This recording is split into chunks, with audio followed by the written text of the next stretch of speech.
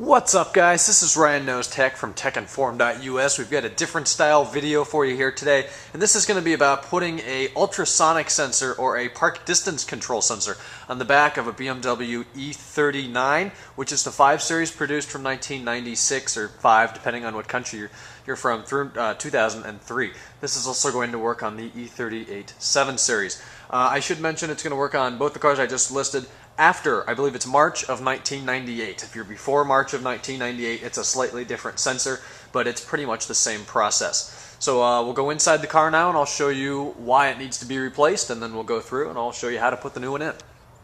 Alright, so the car we're going to be working with is a 2000 E39 M5. Go ahead inside here and show you what she's doing. I've had this since, I believe, July of 2010. And we've had the same problem since we got it. So here's how to test it. Pretty easy. Put in your key, go to the second position, which turns on all your lights and indications, but does not start the engine yet. To press your clutch, put it in reverse, or if you've got the automatic, put it in reverse. And that long beep that you just heard was the system notifying me that one of the sensors for the PDC, or rear park distance control, is faulty. So leave it in reverse like that. We can come around to the back of the car now and listen to each of the sensors. And I think the camera actually does pick it up, and you'll hear a slight clicking. It's from the ones that work. You hear clicking from there, clicking from there, clicking from here, and this is the bad one. On the far left, no clicks, perfectly silent. If you've got one or more that's not clicking, then that means you've got two, and it could be a wiring harness. So we're done with that now. We know what needs to be replaced. Okay, so here's the area of the car we're going to be working with. The faulty sensor is located right here on the back left bumper. I'm going to go ahead and say now that if your faulty sensor or sensors are on the outside, as in the black plastic trim piece, versus the ones in the bumper, it's a whole lot easier. I don't know how to do the ones in the bumper. I believe you have to take the entire bumper cover off, which is probably a bit of a pain. So if they're on the outside, that makes it a lot easier. The sensor I found here is used but refurbished. They're $210 from BMW, anywhere from $80 to $150 on eBay, plus shipping. So this one came from North Hollywood, California. From now, we need to take off this black trim piece. So I'll get a close-up and I'll show you how to do that. Okay, so we're back here to the right of the wheel. This is just the piece of trim, and if you look under it, there's a small indentation there. The car is filthy. It's been sitting in the garage, and it's just spring now. In that small indentation, you pretty much just need a flathead screwdriver. I'm just using this from a Swiss Army knife. I'm going to use this little cloth to prevent damaging the bumper. Just pretty much shove it in there and pry it outwards. It's really strong plastic, so I wouldn't worry too much about damaging it. If you can just get under there and pretty much just pry it out.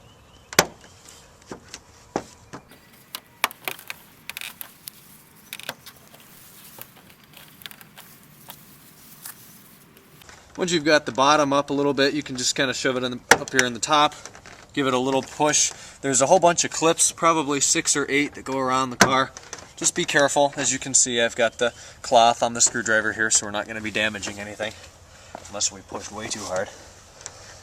And I'll speed up this footage, but you really just need to go around every few inches, shove it in there and pry it out until you get this whole piece of trim off. Keeping in mind that the sensor is connected through some wires, so don't go hog wild with it and pull the entire thing off the whole car.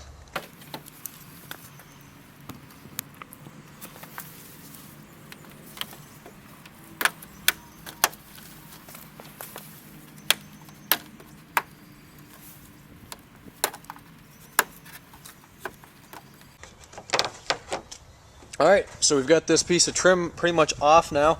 There's your wires that connect you to the sensor.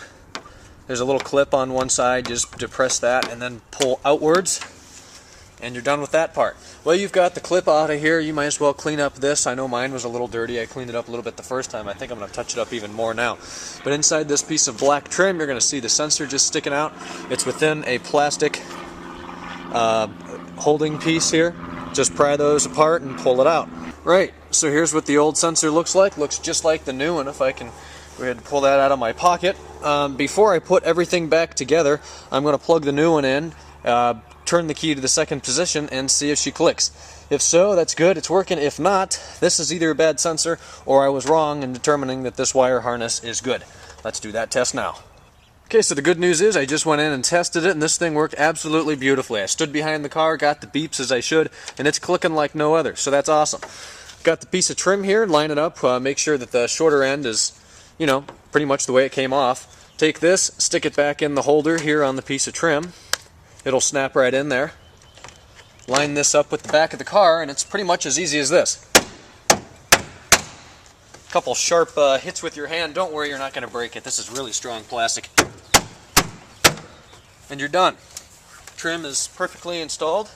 And now we'll go inside the car and test it again.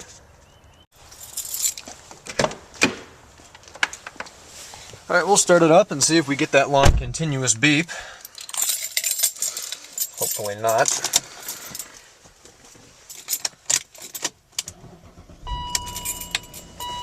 Alright, now we'll try reverse. Nope. Working beautifully. I'll line it up and we'll back it into the garage now and see if those sensors tell me where the wall is correctly. If not, I'm going to go into my dining room backwards. Alright, looking in the mirror, we can see that I'm just lined up to back in the garage. There's probably 8 or 10 feet or so behind the car. So we'll kick her into reverse. Notice the mirror still goes down, that's good.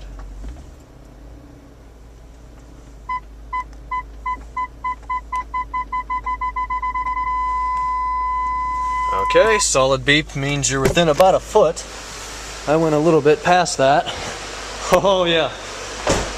And that's pretty close there. So it looks like the parking sensors are working beautifully. I'll move it back up to where it should be. And I'll also show you that I did get the halos on here. Last video I made with this car, I didn't have the halos. So those are on now. Fix that parking sensor. Hope that helped you guys fix your parking sensors in your BMW E39 or E38 models. Thanks for watching. Our tech site is techinform.us. My Twitter is twitter.com/JamesRSchultz. And catch us live Tuesday nights between 8 and 9 p.m. Eastern Time on ustream.tv/users/techinformus. Thanks, guys. Talk to you tomorrow. Bye.